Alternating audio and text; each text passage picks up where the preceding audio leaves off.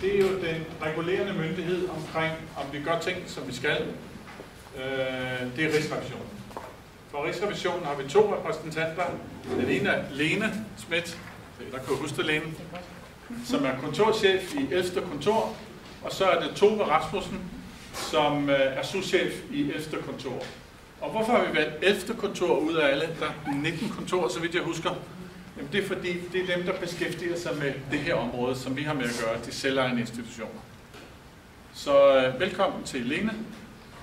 Tak skal du have. Og tak for indbydelsen. Vi er altid glade for at komme ud og fortælle om vores arbejde, og det er dejligt, når der er nogen, der hører om, hvad det er, vi går og laver i Rigsrevisionen. Jeg vil lige starte med en dementi, for det tror jeg også har sagt på gangen, at vi er den regulerende myndighed. Det er vi faktisk ikke i de reviderende. Der er nogle andre, der laver reglerne, og det er dem, vi følger, når vi reviderer. Så det er sikkert også, hvis I synes, der er nogle skøre regler, der bliver fundet på. Så er der nogle andre, der har fundet på, men vi forsøger bare at revidere efter dem.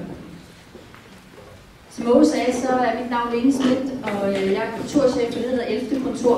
Og det kontor, der reviderer på 6 ministerområder. Skal jeg se, om jeg kan huske dem og stadigvæk have været bagefter. Vi reviderer Statsministeriet, Finansministeriet, Justitsministeriet, Udenrigsministeriet, Undervisning og Uddannelse. Og vi synes, det er nogle rigtig spændende ministerområder, vi har. Men vi er rigtig ked af, for 1. august, så skal vi give slip på undervisningsområdet, som vi synes er rigtig spændende og rigtig vigtigt. Til gengæld så får vi i vores kontor et andet vigtigt og spændende område, nemlig Skatteministeriet. Og de har jo både indtægter og udgifter, så det glæder vi os rigtig meget til. Så er også Tove med, som er souschef i kontoret, og som har været hos os i 15 år, skrevet beretninger, og er rigtig erfaren beretningsskriver, og har ellers en fortid i Udenrigsministeriet. Jeg har selv været i Rigsrevisionen i 20 år, kun afbrudt af 3 år, hvor jeg har været ude på en af jeres søsterskoler, nemlig på Roskilde Handelsskole, og været i 3 år så i administrationen. Så jeg bilder mig selv ind, jeg også kender det fra den anden side af bordet. Vi har aftalt med Åge, vi skal sige lidt om rammerne for Rigsrevisionens arbejde. Det vil jeg starte med lige at bruge 10 minutter på at sige lidt om rammerne for vores arbejde. Så vil Tove fortælle om de 4 undersøgelser, vi har lavet i vores kontor på indkøbsområdet. Og nu skal I ikke panikke, hvis I tænker, at dem har vi ikke læst. For Tove bringer jeg lige igennem de vigtigste findings i de 4, og så slutter hun af med at uddrage sådan nogle læringspunkter. Og ellers så kan jeg også reklamere for avisen, jeres nyhedsavis, august 2015. Der var en rigtig fin og loyal kritik om vores undersøgelse på uddannelsesområdet, så der kan man også finde sådan de vigtigste ting. Spørgsmål de er meget velkomne undervejs, og ellers så kan vi også tage dem bagefter. Vi har sat lidt tid af, så der er plads til spørgsmål, men ellers afbryd, hvis der er et eller andet, der trænger sig på. Jeg bruger som sagt lige sådan 10 minutter på at fortælle lidt om, hvad Rigsrevisionen er for en størrelse, og hvad der er for nogle rammer, vi arbejder indenfor. Det her det er vores mission, og vi reviderer jo på vegne af Folketinget. Det står der i vores lov, vi gør. Og vores mission siger, at vi gør det af 2 årsager. Vi vil gerne styrke en ansvarlig forvaltning, og vi vil gerne gøre det til gavn for borgerne. Det vil sige, at vi vil gerne sikre os, eller vi skal sikre os, at de skatteyders penge, som vi bruger, de sker, som Folketinget har besluttet, og at det sker på en effektiv måde. Og når vi reviderer, så gør vi det efter sådan nogle internationale standarder, som alle rigsrevisioner næsten i verden følger. Og vi gør det også, når vi reviderer ud fra væsentlighed og risiko. Så det er sådan, vores tilgang til revisionen skal være. Så har vi sådan et princip hos os om, at vi også skal udnytte, at vi kan gå på tværs. Det kan mange af de revisioner, I har ikke, de kan revidere jer, men vi kan jo gå på tværs af ministerområderne. Så det mandat, vi har fået der, det vil vi gerne bruge, når vi reviderer. Vi er part af, at vi har sådan en helt særlig revisionsordning i Danmark. Der er faktisk kun et andet land i verden, nemlig Mozambique, der har den samme ordning som os. Det skulle man ikke tro. Og den ordning består af de her folkevalgte statsrevisorer, som er valgt af Folketinget, og så af en rigsrevision, hvor der sidder en embedsmand i spidsen. Der er mange andre kombinationer af det der, men altså også som Mozambique, vi har den der kombination. Og jeg vil tillade mig at koncentrere mig lidt om de 2 nederste kasser. Statsrevisorerne, det er jo nogle politikere. Det er de her 6 herrer. Det er nogle folkevalgte, der sidder og er vores politiske opdrag. Det er dem, vi rapporterer til.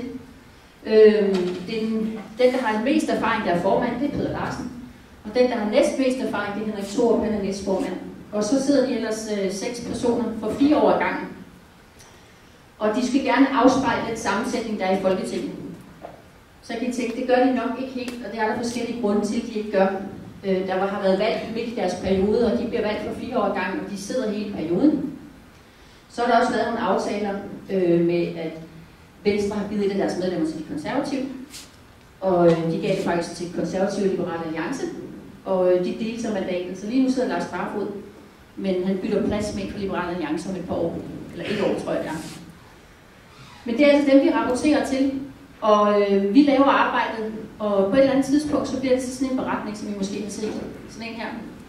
Og når de sætter deres logo på, og deres bemærkninger på, så er det ikke længere vores, så er det deres undersøgelse. Så det er altså arbejdsgangen, vi leverer over til dem, og de kommer med deres bemærkninger på. De mødes 11 gange om året, sådan en hel eftermiddag, hvor de behandler vores beretninger og notater. Og hvis man læser på deres hjemmeside, så arbejder de efter noget, de kalder et konsensusprincip. Og det vil sige, at deres bemærkninger, de er altid enige om bemærkninger, ligegyldigt hvilket parti de kommer fra. Så er de enige om de bemærkninger, de giver. Og når de beder os om undersøgelser, hvilket er de eneste, der kan bede os om at lave en undersøgelse, så gør de også altid i enighed. Så de arbejder altså ud fra sådan en kollegiumtankegang. Og så er der også, vi ser derud. I spidsen er der en rigsrevisor. Nogle gange så bytter de lidt rundt og kalder hende statsrevisor, når de kalder dem rigsrevisorerne og sådan noget. Det er journalister, der ikke kan finde ud af, hvem der er hvad. Der sidder altså en rigsrevisor i spidsen, og det er der kun en af i Danmark. Og der er en nyskabelse med hende, for hun er ansat tidsbegrænset. Hun sidder i 6 år med mulighed for forlængelse i 4 år, og det er hun den første, der gør. Og udover det, så er der også den første kvinde, så det er også en nyskabelse i forhold til det. Og så kan I se, så er vi ellers organiseret omkring ministerområder, og vi er også specialiseret i noget, der hedder årsrevision og i større undersøgelser.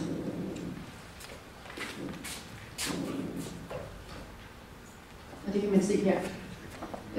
Årsrevisionen, det er dem, som primært har fokus på den finansielle revision, altså alt, der er regnskabet rigtigt, og en lille smule juridisk kritisk er bevillingerne overholdt, og lidt mindre på forvaltningsrevisionen. Og de større undersøgelser er altså modsat, der hvor vi kommer fra, vi har fokus på effektivitet, produktivitet og sparsommelighed, og lidt mindre på den finansielle revision. Så det er altså sådan, vi er delt op, og det er sådan, vi arbejder. Det vi producerer, kan man sige, det er jo typisk de her beretninger. Dem laver vi en 27 af om året. Og udover det, så laver årsrevisionen også en stor beretning, hvor de samler alt den revision, de har lavet i årets løb på det finansielle område, og afgiver en mammutberetning, tror jeg, på knap 200 sider, hvor de fortæller opdelt på de enkelte ministerområder, hvad de har set. Så det er altså det, der kommer ud af vores arbejde, det er de her beretninger. Vi har for de større undersøgelser, også for årsrevisionen, valgt at sige, at vi vil fokusere på de her 5 områder, så når vi planlægger undersøgelser, så skal det helst ramme inden for de her 5 prioriterede indsatsområder. Konsekvenserne af offentlig indsats for borgere og virksomheder, der er den seneste beretning, som vi har lavet omkring ejendomsvurdering. Det er jo et godt eksempel på noget, der har konsekvenser for mange borgere.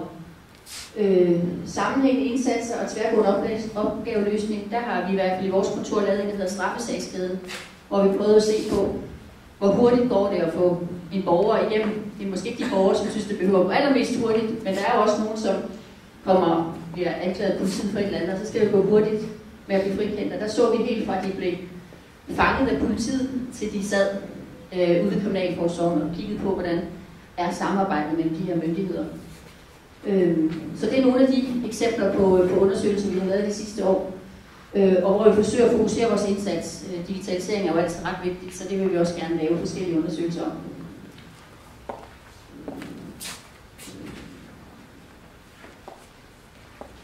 Og de større undersøgelser, som jeg sagde, så kigger vi jo på produktivitet, effektivitet, sparsommelighed, og de leverer de ydelser, som Folketinget har besluttet. Vi afrapporterer i beretninger, og vi forsøger sådan over en årrække at dække væsentlige og store områder på alle ministerområder.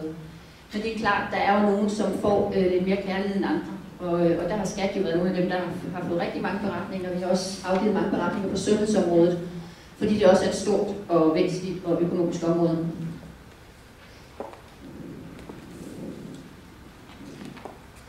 Den er bare til inspiration, fordi jeg tror, jeg vil gennemgå, den er ret kompliceret, men det er jo hele det her spil, der er med Folketinget og ministeren, og hvordan ministeren bliver ansvarlig, men den kan I jo sidde og hygge jer med en aften, hvor I keder jer, der er lidt koldt, så kan I jo prøve at se nogle af pilene, hvordan tingene går fra Rigsrevisionen til statsrevisorerne til ministeren, der giver et ministersvar tilbage til os, der rapporterer til Folketinget og ministeren, hvad ministeren vil gøre ved vores undersøgelse. Så den tror jeg vil spare jer for. Og så er tanken ellers nu, at vi vil prøve at fortælle lidt om de 4 undersøgelser, vi har lavet i vores kontor, som handler om indkøb. 2, som handler om indkøb på konsulentområdet. Den ene af dem var en anmodning, som statsrevisorerne kom med, og den anden har vi selv igangsat. Og så 2 undersøgelser, der handler om sådan helt almindelige indkøb.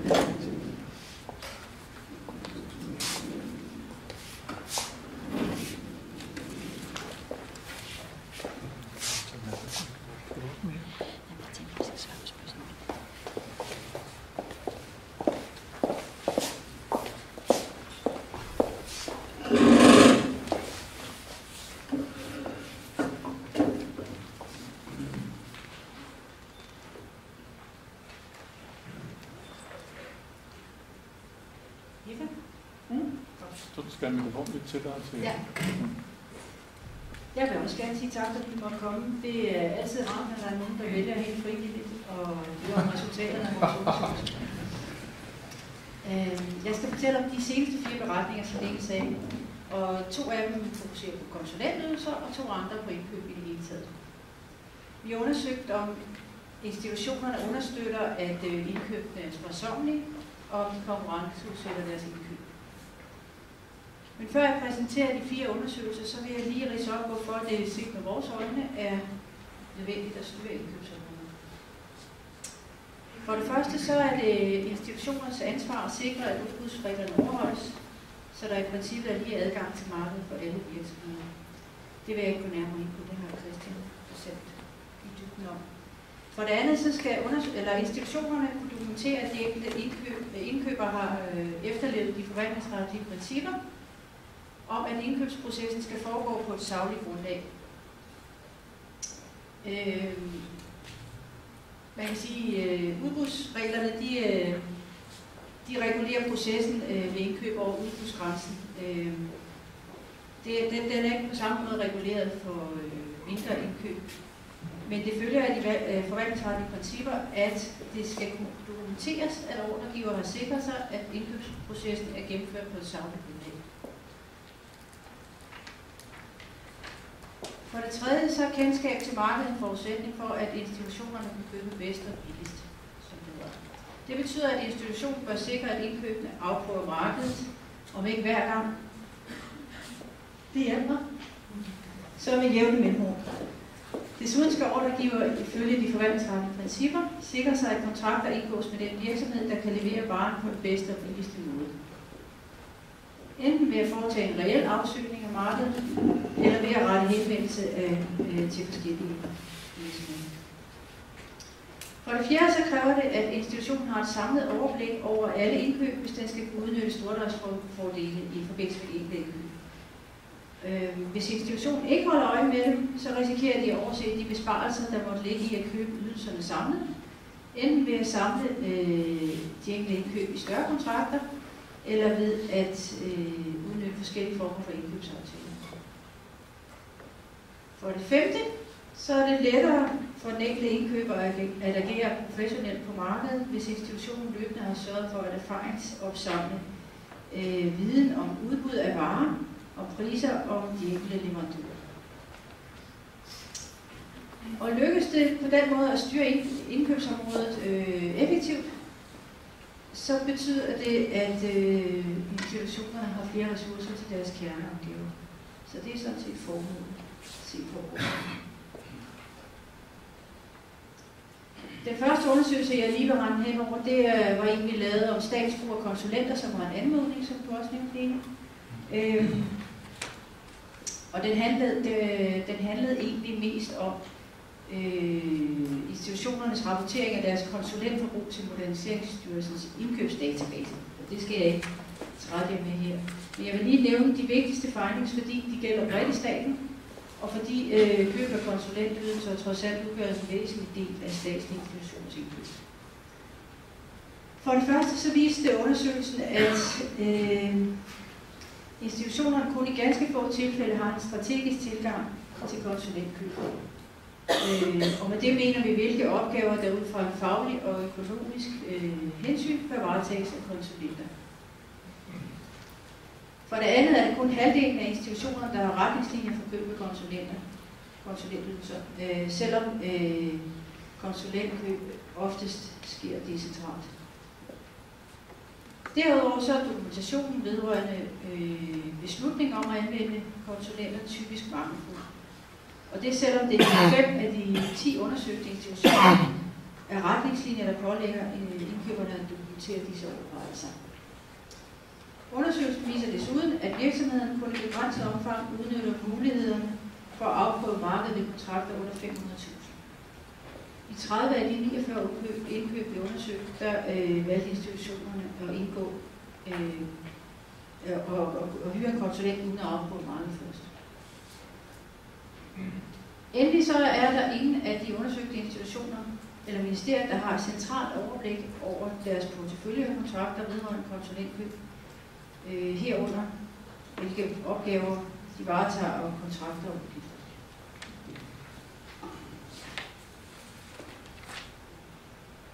Det var det. En anden undersøgelse, vi lavede af forbruget af konsulenter, det var om Udenrigsministeriets brug af konsulenter i forbindelse med udviklingsbistand. Og den satte vi i gang af egen drift, fordi vi ved, at de konsekvent anvender konsulenter til at varetage ret centrale opgaver i forbindelse med udviklingsbistand. Undersøgelsen den viser, at Udenrigsministeriet har forholdsvis professionelt setup, der sikrer, at de får udbudt og annonceret stort set alle deres kontrakter, men at de har et forbedringspotentiale i forbindelse med deres styring af mindre kontrakter. Det er klart, at der er særlige udfordringer forbundet med køb af konsulentydelser, men jeg vil alligevel redegøre for nogle problemstillinger, som jeg mener kan være relevante for alle indkøb. For det første så har Udenrigsministeriet valgt at indhente 3 tilbud for alle kontrakter mellem 250 og 500.000. Og det er jo ud fra en isoleret betragtning fornuftigt, men vi kunne se, at det fik konsekvenser for, hvordan indkøberne dimensionerer opgaven. Med andre ord, så sørger vi for, så vidt muligt, at tilrettelægge opgaven, så den opgave konsulenter skulle løse, så kontraktværdien ikke overstiger 250.000. Og det skyldes, at der er en generel tendens til at indkøb samles under grænserne af tærskelværdierne. For de væsentligste kriterier, som institutionerne vælger, påvirker, hvilke tjenesteydelser indkøberne indkøber. Offsagt. Jeg skal lige vise jer en figur, hvor man kan se den. Ja. Godt. Som I kan se her, så samler de sig som sagt lige under grænseværdierne. Altså vi har antal kontrakter ud af X-aksen og kontraktværdien og Y-aksen. Og som I kan se, så er det,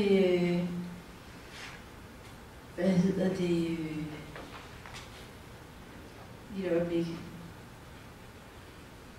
er der kun 50 kontrakter, som har en kontraktværdi under 100.000, mens langt de fleste de går op ret hurtigt mod 250.000, som var grænsen for indhentning af tilbud.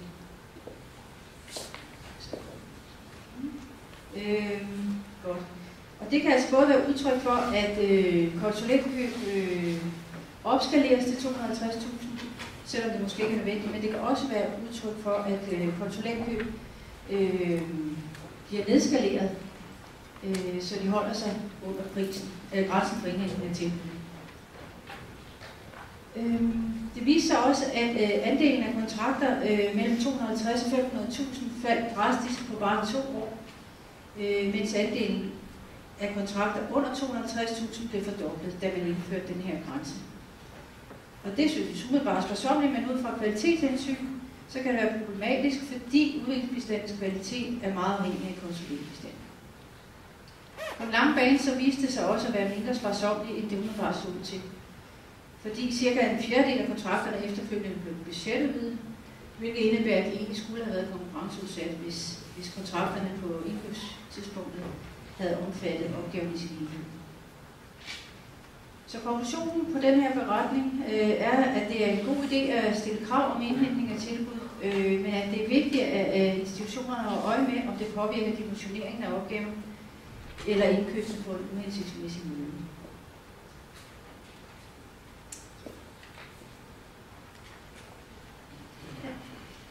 Og så kommer vi over til det, som måske er mest relevant for jer. Så jeg håber, I er der i vi valgte at undersøge indkøb på de videregående uddannelsesinstitutioner, blandt andet fordi vores årlige finansielle revision af området, der viste, at der i varierende grad var noget forbedringspotentiale på indkøbsområdet. Undersøgelsen den omfatter 4 universiteter, 4 professionshøjskoler og 4 erhvervsakademier.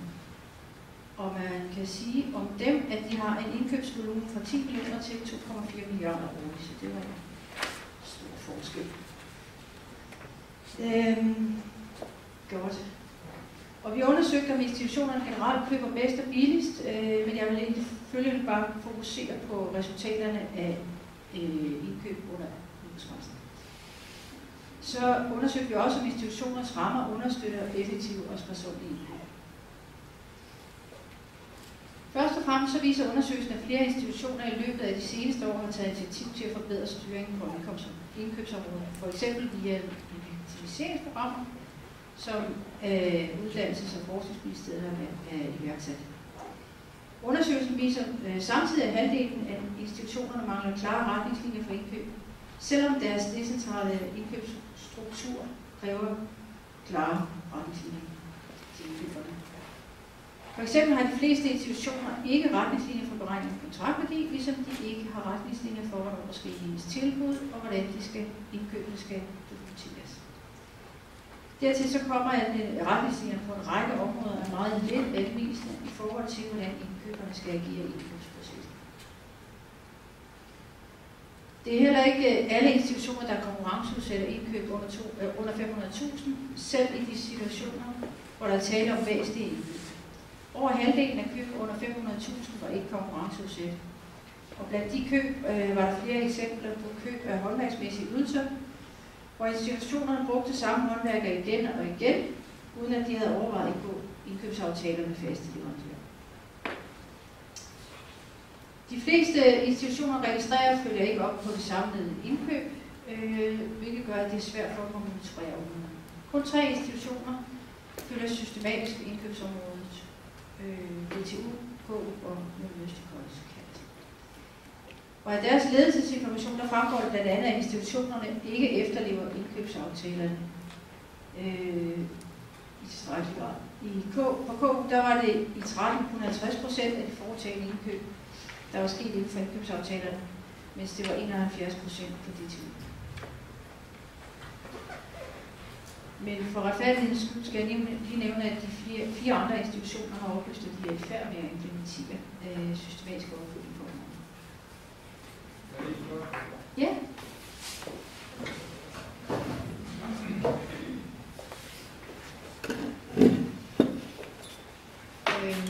Jeg kunne godt tænke mig at få dig til at uddybe lidt, hvordan I kigger på lige præcis indkøbet under 500.000. Nu kommer jeg i rimelig mange netværk, og hvor vi kun snakker indkøb. Der figurerer rigtig mange beløb, alt under 10.000, alt under 50.000, alt under 25.000.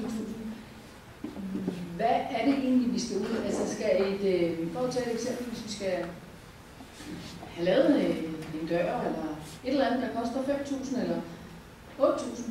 Hvor mange skal jeg ud og spørge? Og her tænker jeg lige præcis på, at vi skal forvalte de offentlige penge korrekt.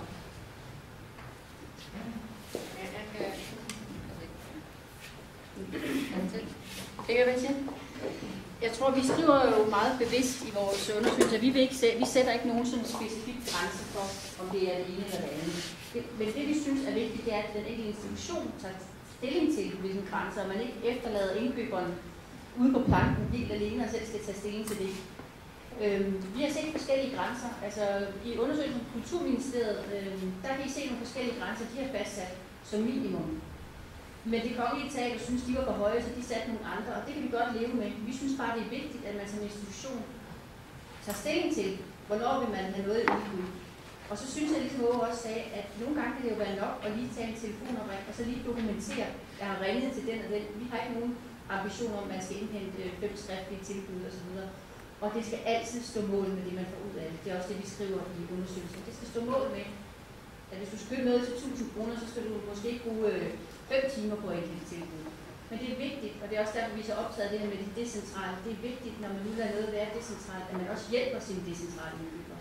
Det er ikke fordi, vi siger, at decentralt eller centralt er bedre end andet. Men når man vælger sin organisering, må man også vælge at hjælpe dem, der sidder med det, og være tydeligt. Og det er jo en ledelsesbeslutning, hvornår vil man konkurrenceudsætte noget. Men vi har altså ikke sådan en fast grænse med 10.000. Altså, vi kan sagtens lide med højere grænser. Vi vil gerne have, at institutionerne selv beslutter. Det er det, vi gerne vil have. Vi gerne have, og som jeg sagde, det er institutionerne skal selv tage stilling til, hvad de gerne vil. Ja. Jeg kan måske godt stille spørgsmål uden at bruge en mikrofon. Det vil sige, hvis vi beslutter under den nye udbudslov at sige, at alt, hvad der har en beløbsgrænse under 500.000, der vil vi tage en antagelse af, at det har som udgangspunkt ikke grænseoverskridende interesse. Så der anbefaler vi vores organisation. Der anbefaler vi vores...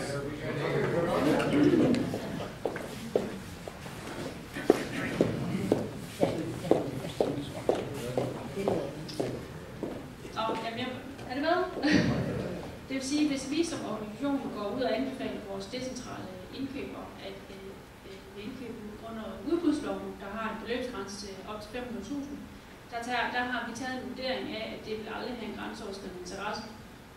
Så er det sådan set fint nok, at vi anbefaler så en tilbudsindhentning på 2, maks. 3 tilbud. Og kort dokumentere, hvor de har valgt, det gjort. Der tror jeg, du er inde i noget af det regelsæt, som Christian var inde på, som... Jo, men det hænger jo stadigvæk lidt sammen med, hvordan vi kigger på, hvad det er for en synliggørelse, vi stiller ud mod organisationen i forhold til beløbsgrænserne. Men vi tager selvfølgelig stilling til, at vi holder inde på de regler, der er. Ikke, der er nogle regler, der regulerer, om det er grænseoverskridende eller ikke grænseoverskridende. Vi siger, at hvis man er under den her udbudsgrænse, så må man som institutioner, som ledelse, skrive, hvad det er for nogle steder, man vil indhente tilbud. Ja. Men det ophæver ikke det, at fordi man siger, at det her ikke er grænseoverskridende, at så kan det altså godt være grænseoverskridende. Ja. Så har man jo ikke fuldt reglerne. Hvis jeg lige må supplere, altså regler eller ej, så synes vi jo, at det er en god idé, at man har tilstrækkeligt kendskab til markedet til, at man kan få en pris og kvalitet. Det er noget, det vi lægger vægt på, ikke? Så det betyder også noget, synes jeg, hvor godt man kender det produkt, man køber, altså hvor godt man kender markedet i sammenhæng for, om det er muligt konkurrenceudsætte, uanset regler. Og der kommer spørgsmål med herovre. Nu kommer Trine Stæbne.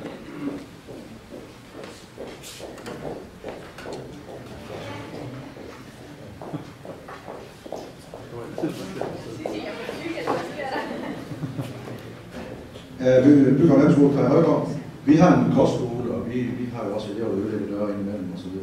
Og vi har nogle lokale elektrikere. Og det er jo fantastisk dejligt at have hans personlighed for øje, når man har en lokal elektriker. Han kan løse opgaverne på en halv tid i forhold til en eller anden tilfældig elektriker. Han kender jo simpelthen hus ud og ind, og han ved lige, hvor alle kabler bliver trukket igennem tiden. Så det vi sådan umiddelbart kunne spare ved at få det udbudt, det er faktisk mange gange, det løber rigtig stærkt i forhold til, hvad det koster bare lige ved at tage knogen. Jeg er med på, det er ikke nogen butikkammerateri, men vores revisor, han har også en idé om, at nogle steder så er det 60.000. Han synes, at holdningen, og så har vi hammerboks lidt med. Nu er generelt sådan lidt modstand, at der skal være regel overalt. En gang kunne det faktisk også være rart, ligesom bare nogle overordnede regler, ligesom bare vi kører efter.